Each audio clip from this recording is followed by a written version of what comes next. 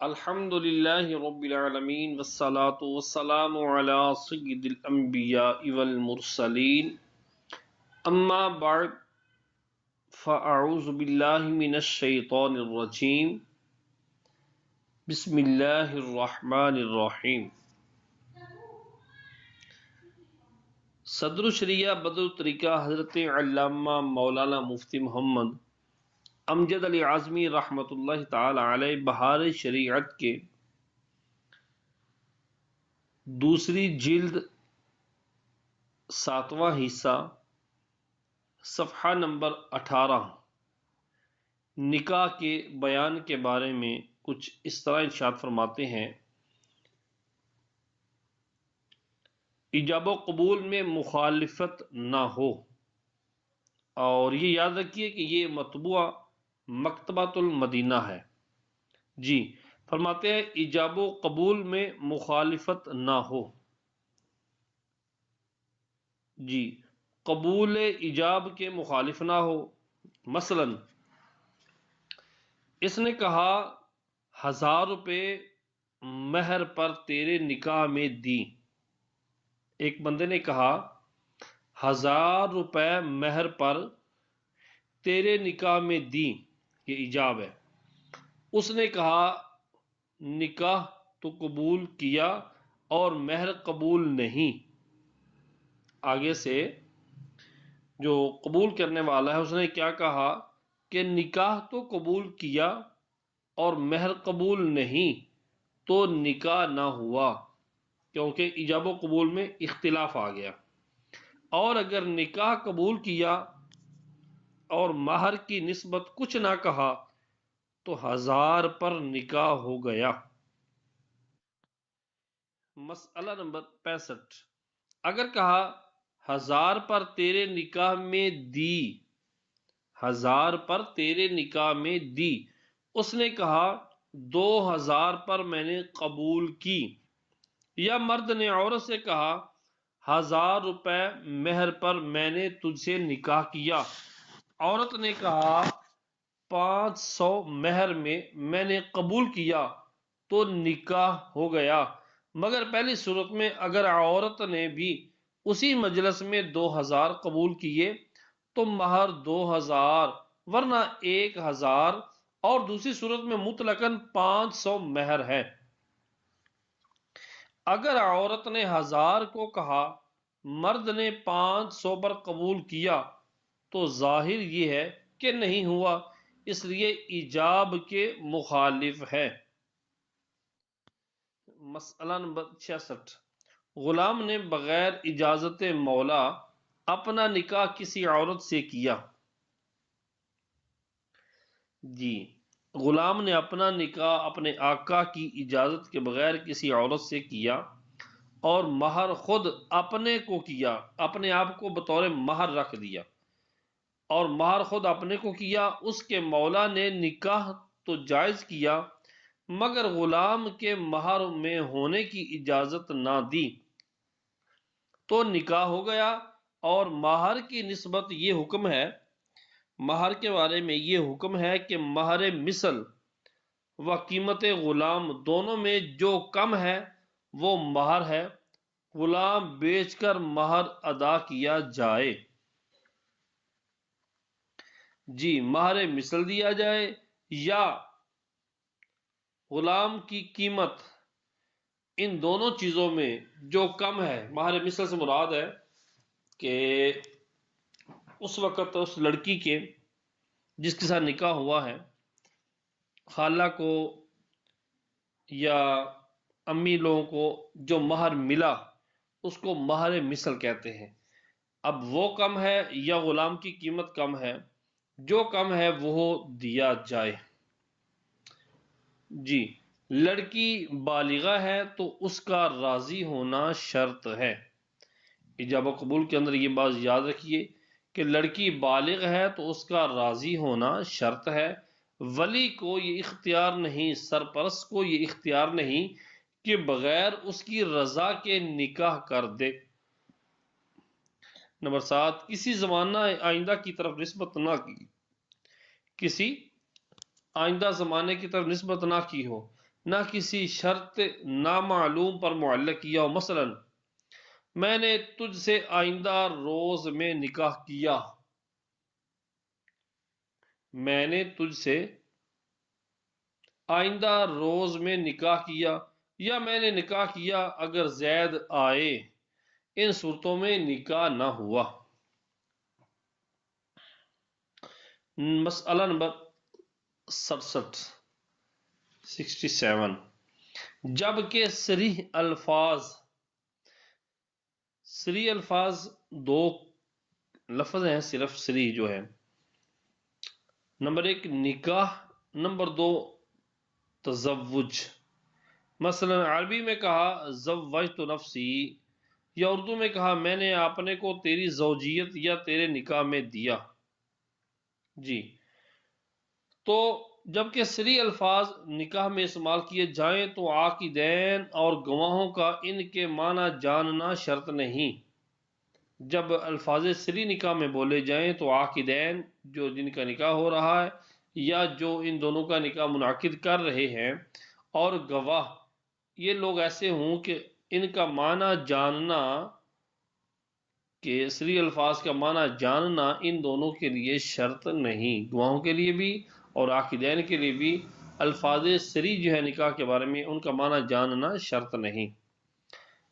جی، نکاح کی اضافت کل کی طرف ہو، نکاح کی جو نسبت ہے وہ کل کی طرف ہو، یا ان اعضاء کی طرف نسبت ہو جن اعضاء کو بول کر بندے کا کل مراد لیا جاتا ہے۔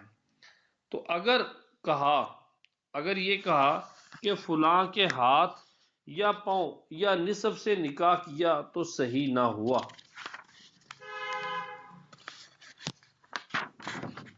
جی،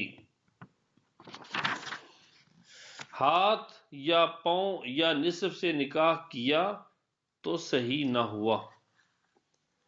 صلو علی الحبیب صلی اللہ تعالی علی محمد۔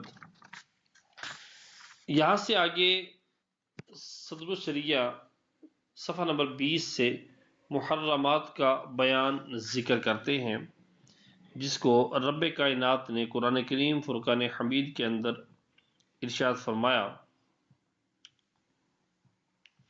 وَلَا تَنْكِحُوا مَا نَكَحَ آبَاؤُكُم مِّنَ النِّسَاءِ إِلَّا مَا قَدْ سَلَفَ إِنَّهُ كَانَ فَاحِشَةً وَمَقْتًا وَسَاءَ سَبِيلًا۔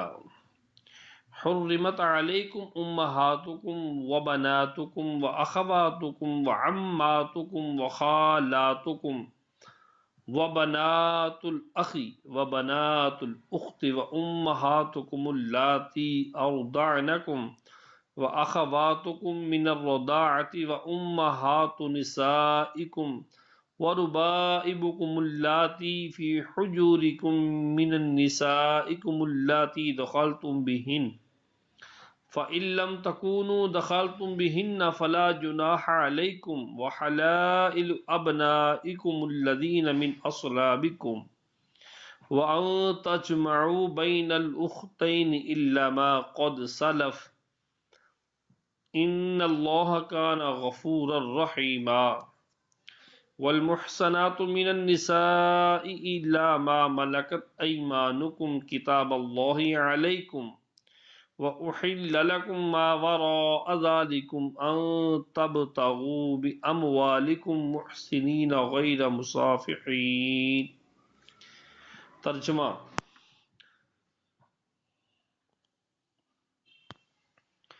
ان عورتوں سے نکاح نہ کرو جن سے تمہارے باپ دادا نے نکاح کیا ہو، مگر جو گزر چکا، بے شک یہ بے حیائی اور غضب کا کام ہے،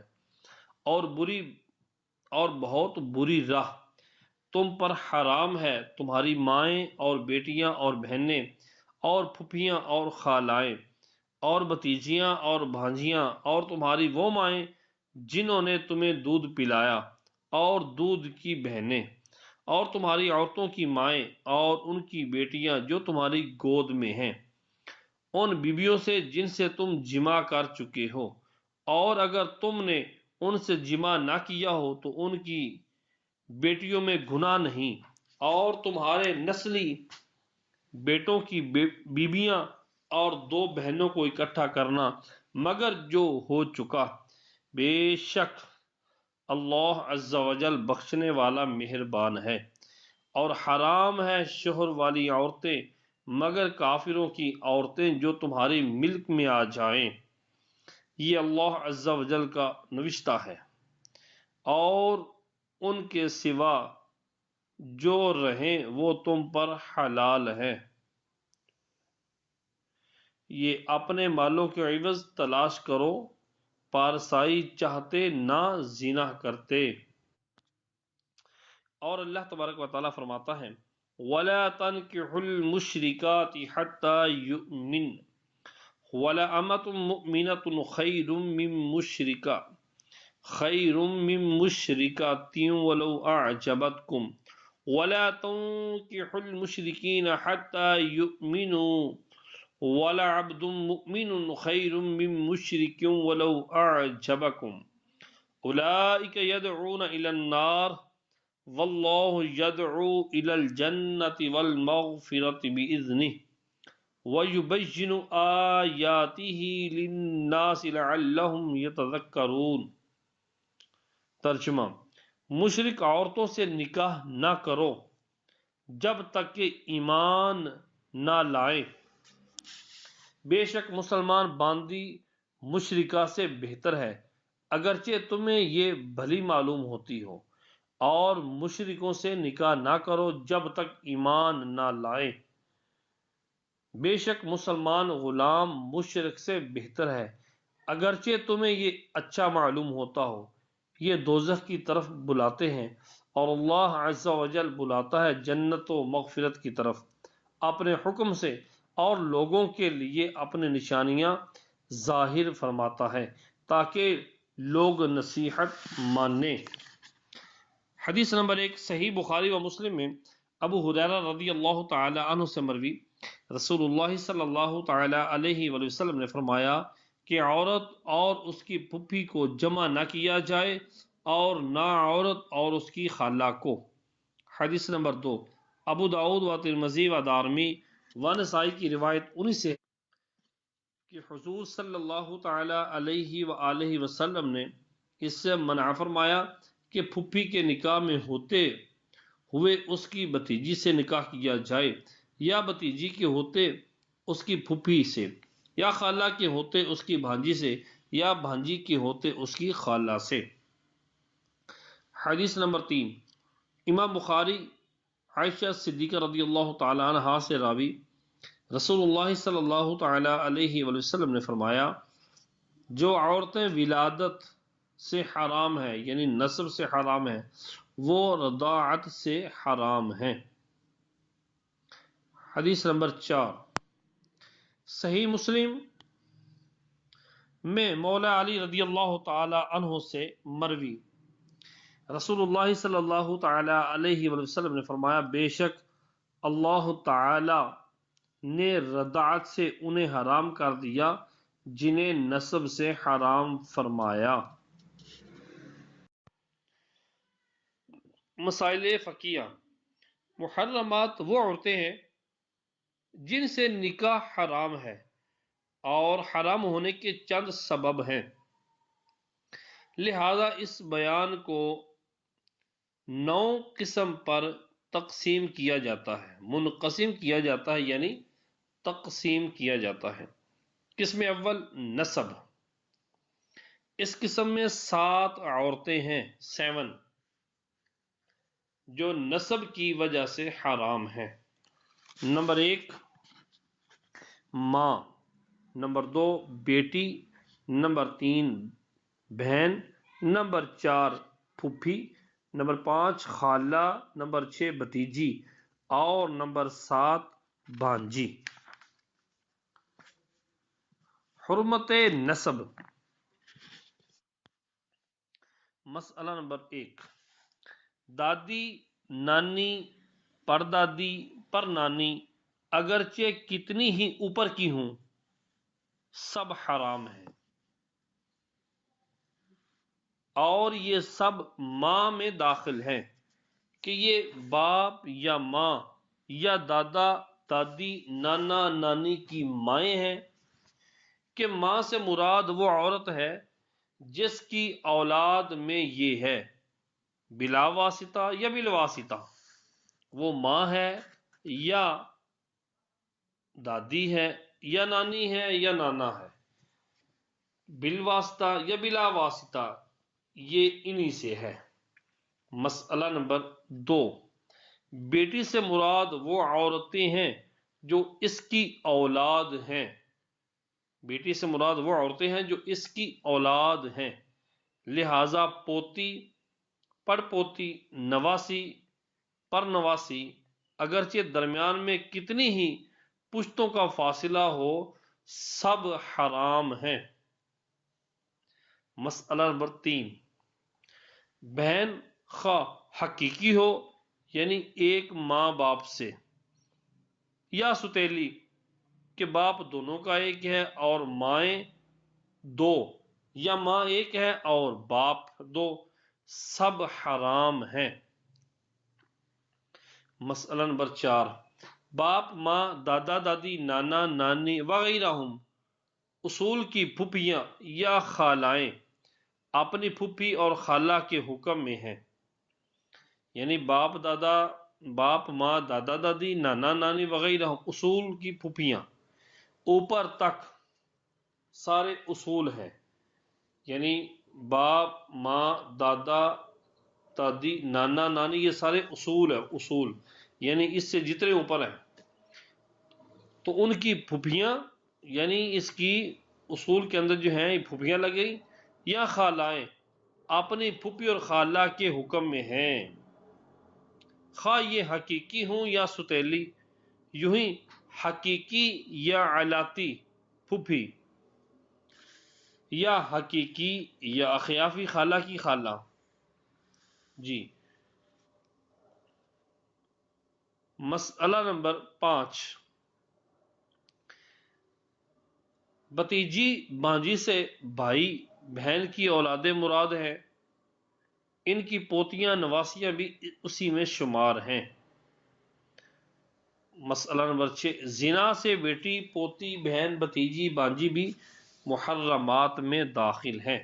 مسئلہ نمبر 7، جس عورت سے اس کے شوہر نے لعان کیا، جس عورت سے اس کے شوہر نے لعان کیا اگرچہ اس کی لڑکی اپنی ماں کی طرف منسوب ہو گئی، مگر پھر بھی اس شخص پر وہ لڑکی حرام ہے۔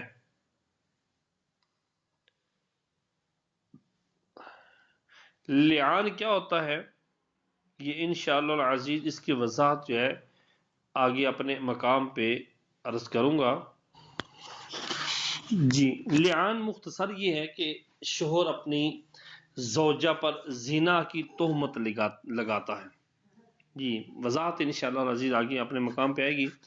تو جس عورت سے اس کے شوہر نے لعان کیا اگرچہ اس کی لڑکی اپنی ماں کی طرف منسوب ہو، مگر پھر بھی اس شخص پر یہ لڑکی حرام ہے۔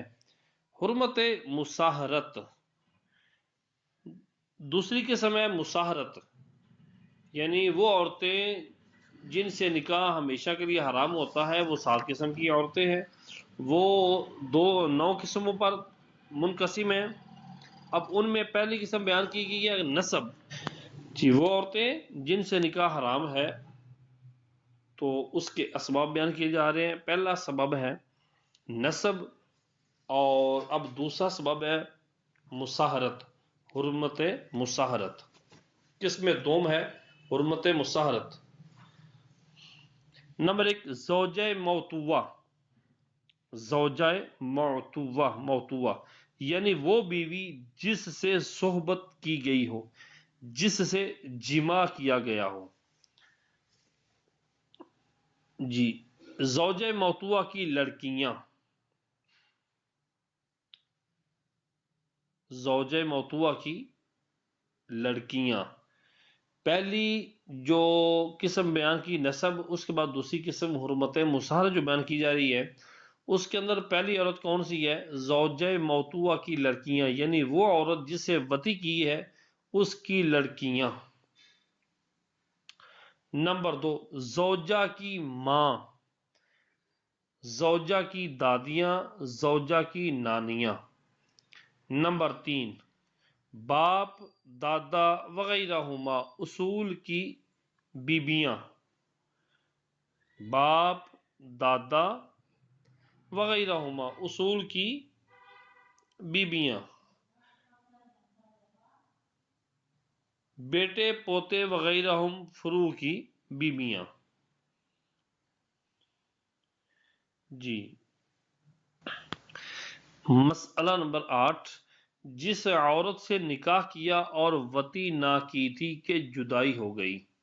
توجہ، جس عورت سے نکاح کیا اور وطی نہ کی تھی کہ جدائی ہو گئی، اس کی لڑکی اس پر حرام نہیں، یعنی یوں سمجھ لیں عورت سے نکاح کیا تو عورت کی رخصتی نہیں ہوئی، وطی ابھی تک مرد نے اس عورت سے نہیں کی، تو اس کی لڑکی اس مرد پر حرام نہیں، یعنی اگر اس عورت کی آلریڈی پہلے سے لڑکی ہے تو وہ جو لڑکی ہے وہ اس مرد پر حرام نہیں۔ نیز حرمت اس صورت میں ہے کہ وہ عورت مشتہات ہو، وہ عورت مشتہات مانا قابل شہوت ہو، یعنی 9 برس سے کم عمر کی نہ ہو۔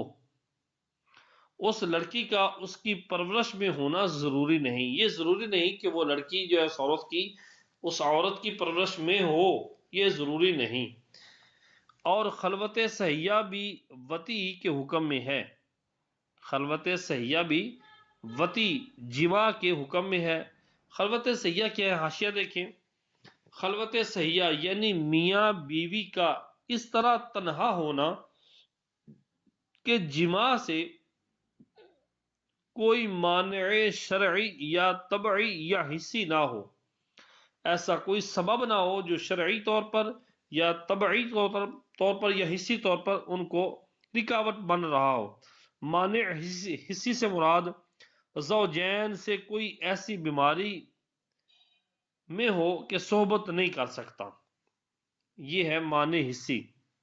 دونوں میں اس کو ایسا بیمار ہے کہ جماع نہیں کر سکتا، اور مانع طبعی شوہر اور عورت کے درمیان کسی تیسرے کا ہونا، کوئی تیسرا بندہ درمیان میں ہے کہ یہ جماع نہیں کر سکتے، اور مانع شرعی کی مثال یعنی عورت کا حیض یا نفاس کی حالت میں ہونا یا نماز فرض میں ہونا۔ اس کی وضاحت آگے آ رہی ہے۔ جی، تو خلوت صحیحہ وطی کے حکم میں ہے، یعنی اگر خلوت صحیحہ عورت کے ساتھ ہو گئی تو اس عورت کی لڑکی حرام ہو گئی، اگرچہ مرد نے اس عورت سے وطی نہ کی ہو۔ حرمت صحیحہ ہونے کے ساتھ ہی اس کی لڑکی مرد پر حرام ہو گئی۔ مسئلہ نمبر 9، نکاح فاسد سے حرمت مصاہرت ثابت نہیں ہوتی۔ نکاح فاسد سے حرمت مصاہرت ثابت نہیں ہوتی جب تک وطی نہ ہو، لہذا اگر کسی عورت سے نکاح فاسد کیا تو عورت کی ماں اس پر حرام نہیں، اور جب وطی ہوئی تو حرمت ثابت ہو گئی کہ وطی سے مطلقاً حرمت ثابت ہو جاتی ہے، خواہ وطی حلال ہو یا شبہ والی ہو یا زنا سے، یعنی حرمت ثابت ہو جاتی ہے خواہ جو وطی حلال ہو یا شبہ ہو اور زنا والی ہو۔ مثلا بے فاسد سے خریدی ہوئی کنیز سے، بے فاسد سے خریدی ہوئی لونڈی سے یا کنیز مشترک سے، ایسی کنیز، ایسی لونڈی جس کے 2 مالک ہیں، یا کنیز مشترک سے، یا مکاتبہ، یا جس عورت سے زہار کیا یا مجوسیہ باندھی، یا اپنی زوجہ سے حیض و نفاس میں یا احرام اور روزے میں غرض کسی طور پر وطی ہو گئی، حرمت مصاہرت ثابت ہو گئی، لہذا جس عورت سے زنا کیا اس کی ماں اور لڑکیاں اس پر حرام ہیں، یوں ہی وہ عورت زانیہ اس شخص کے باپ، دادا اور بیٹوں پر حرام ہو جاتی ہے۔ جی، یعنی نکاح فاسد سے حرمت ثابت نہیں ہوتی، البتہ اگر وطی ہو گئی تو حرمت ثابت ہو جائے گی۔ اب وطی حلال ہو یا وطی حرام ہو، اس کے اسباب سارے عرض کر دیے ہیں۔ جس طرح بھی وطی کی گئی ہو، چاہے وطی زنا ہو، تو اب دونوں کے اصول و فروع ایک دوسرے پر حرام ہو جاتے ہیں۔ مسئلہ نمبر 10، حرمت مصاہرت جس طرح وطی سے ہوتی ہے، یوں ہی بشہوت چھونے اور بوسہ لینے اور فرج داخل کیا ہوتا ہے؟ فرج داخل عورت کی شرمگاہ کا اندرونی حصہ۔ جی، حرمت مصاہرت جس طرح وطی سے ثابت ہوتی ہے، اسی طرح شہوت کے ساتھ چھونے اور بوسہ لینے اور فرج داخل کی طرف نظر کرنے اور گلے لگانے اور دانت سے کاٹنے اور مباشرت، یہاں تک کہ سر پر جو بال ہے انہیں چھونے سے بھی حرمت مصاہرت ہو جاتی ہے، اگرچہ کوئی کپڑا بھی حائل ہو، درمیان میں آڑ ہو۔ مگر جب اتنا موٹا کپڑا حائل ہو کہ گرمی محسوس نہ ہو، یوں ہی بوسہ لینے میں بھی اگر باریک نقاب حائل ہو تو حرمت ثابت ہو جائے گی، خواہ یہ باتیں جائز طور پر ہوں، البتہ اگرچہ کہ یہ باتیں جائز طور پر ہوں۔ مثلا منکوحہ کنیز ہے، یعنی جس عورت سے نکاح کیا ہوا ہے وہ منکوحہ کنیز ہے، یا ناجائز طور پر جو بال سر سے لٹک رہے ہوں انہیں بشہوت چھوا تو حرمت مصاہرت ثابت نہ ہوئی۔ جی، مسئلہ نمبر 11، فرج داخل کی طرف نظر کرنے کی صورت میں اگر شیشہ درمیان میں ہو یا عورت پانی میں تھی، اس کی نظر وہاں تک پہنچی جب بھی حرمت ثابت ہو گئی، البتہ آئینہ یا پانی میں عکس دکھائی دیا تو حرمت مصاہرت ثابت نہیں ہوئی۔